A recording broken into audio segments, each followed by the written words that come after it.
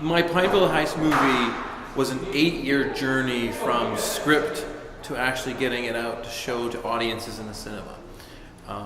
And so in today's era of technology where cameras can shoot quick and cheap, and we can go out there, anyone can make a movie right now, which is fantastic in many ways. But to me, I always like to say that the content is king, that you have to have a really good screenplay, you have to have a really good idea before you go to make a film. And so 20 years ago when I finished film school, I wanted to make a feature film, but I probably wouldn't have been ready instincts-wise. I probably wouldn't have been ready to have the right content to actually turn into a feature film.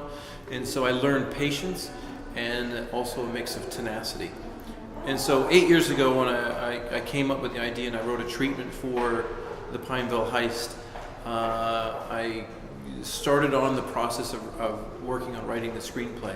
But funnily enough, as a writer, I hate writing, which is a very weird thing to say, but I like to work with a co-writer. I like to bounce ideas off someone, because sometimes you end up going off in the wrong direction.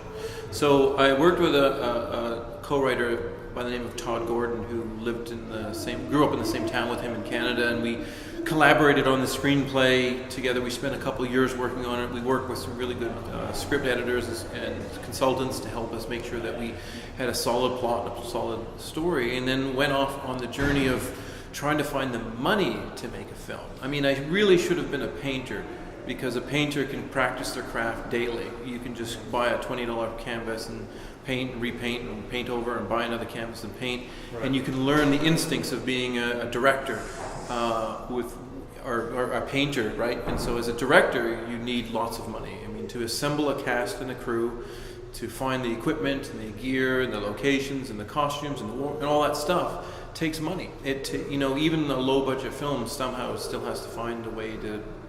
How do you get all these people to assemble all these people? It's a collaborative art. I mean, a painter can just paint by themselves, where if you're a director, you have to assemble people, you have to collaborate with people. You can't do it alone. It's very difficult to do alone. So I spent a number of years, a good 3.5, 4 years, trying to find the money for it. And being in Canada, which has some advantages in terms of we have great tax breaks, we have access to government funds and sources. It's great. I didn't get any of it. I struggled with it. I tried. Sometimes it's a matter of you're not in the club yet. Even after doing a lot of short films, I was still considered the new filmmaker. I'm an untested, brand new filmmaker, because I'd never handled 80 or 90 minutes of drama. I've done the 5-minute, the 10-minute thing, but making a short film is a completely different beast than it is to shooting a feature film. We shot for an entire month when we shot, and it's exhausting and tiring, and you have to make sure that everything connects to everything else when you put it all together, and that's different than shooting over for a couple of days with some friends and making your movie, where you can do it for a few $1,000s. So it was taxing. It was very difficult to do it, and I ended up having to do all of it privately, and to try to prove to people that I can handle a 90-minute story.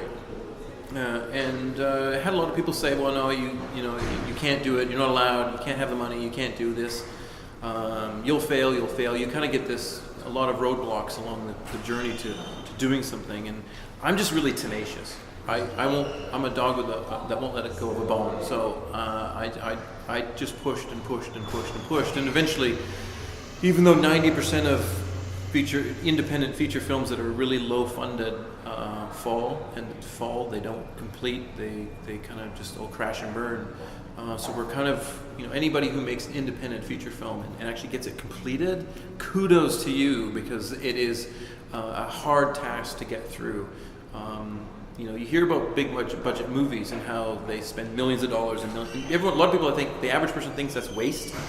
But people's salaries and time in buying food and catering and just the mechanics of making a film can add up. I mean, we shot for a month and 35 people for an entire month. So you have to feed 35 people for a month, and then they're not making, how are they paying their rent back home, and how are they taking care of their bills? It's difficult. It's very difficult. So I'm proud we made the film, got it completed, and it's awesome to be sharing it with audiences.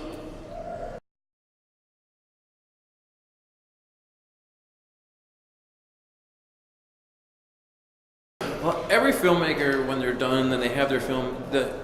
Making it is one thing, but then getting it distributed is another. Obviously, there's the revenue side of, I've got investors who want to get paid back, and film festivals isn't the revenue generating prospect, right? It is an opportunity to share it in front of a live audience, to get known, to get recognition, to just go through this circuit of sharing it with audiences around the world. So, when my film was looking at, getting it out there, you search around and you try to find places where it might be interesting to kind of show it. And the Chandler International Film Festival, comes across one of the festival sites that allows you to search for sites, and you look through it, you read through it, you do some research, you look at the website, you kind of, and the one thing about Chandler is that it's, for the festival at least, it's first time being here, first time being in Arizona, first time coming, flew in, got up early in the morning, flew a long time to get here from Canada. They're taking a chance on me, and I'm taking a chance on them. As a first-time festival, it's you come here, and it could be an absolute dreadful experience. It could be unorganized and horrible, and people could be really nasty and mean, and they don't show your film properly. And there's you know what I mean. It can sometimes festivals set up, and they're actually just generating revenue for themselves. They're not really doing it because they like the filmmakers and the films. They do it because people are shedding out $50 a go, and hey, great, we get 2,000 people to give us $50. Look, we've made a whole ton of money, and then they have some sham of a festival. They're not doing that here in Chandler. As far as I'm concerned, this is the best first-time film festival I've ever been at, right? In terms of the venue is great, and everybody I've met so far has been fantastic. And then beyond that, I was lucky enough to once we knew we were in the festival, and I collaborated with Matish, and we talked about stuff, I suggested, I got an opportunity to offer my services to actually do a workshop for them, which I love doing. I love sharing my experiences, making shorts or features to try to inspire and educate a new generation of filmmakers. I mean, back home in Canada, my job for the last 12 years has been as a film professor for Confederation College in Thunder Bay, Ontario. I see hundreds of students over my time, and it's everyone has a story inside them. Everyone has people want to tell stories, and if you're choosing, some people choose music and they write music and they write a song. Some people get into ballet. Some people get into painting. Some people want to tell it in a cinematic way. Some people want to tell it in a movie or a short film, and it is a business and an art form. There's an art form and craft to it, that there are certain things that one must do when making a film to improve your chances of success. I love sharing the mistakes I've made and the good things that I've learned as a filmmaker, and sharing those with filmmakers. We had a smaller group today that came up to the workshop, because I'm sure they all looked at it in the program and thought, workshop with Lee Chambers, and thought, who's he? He's a nobody. If it said workshop with Steven Spielberg, it would have been packed.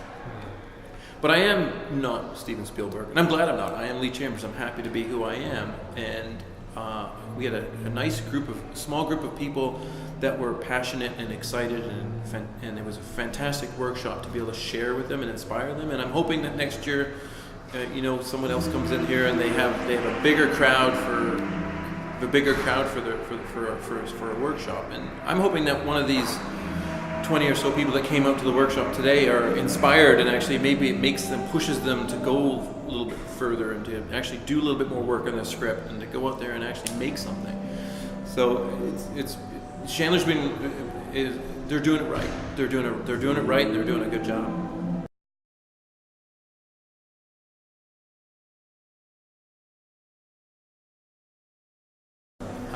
Be humble. I did my workshop today, and I don't profess to be the best director or producer or writer in the world. I'm just a guy I've learned from other people, and I've done the things I need to do in order to make the movies I make, and I love sharing it with people. And so I'm humble to all the people who worked on my movies. I appreciate every single crew and cast member that took the time and believed in me on my films. And I think that being humble and being a little bit tenacious, because sometimes it's easy to give up, Sometimes it's easy to go, you know what, it's hard to do this. It takes work. Hey, anything worth doing takes work. But that goes with anything. There doesn't have to be filmmaking. It could be anything you do. You have to be hungry for it. You have to want it, and in the end, you have to work for it.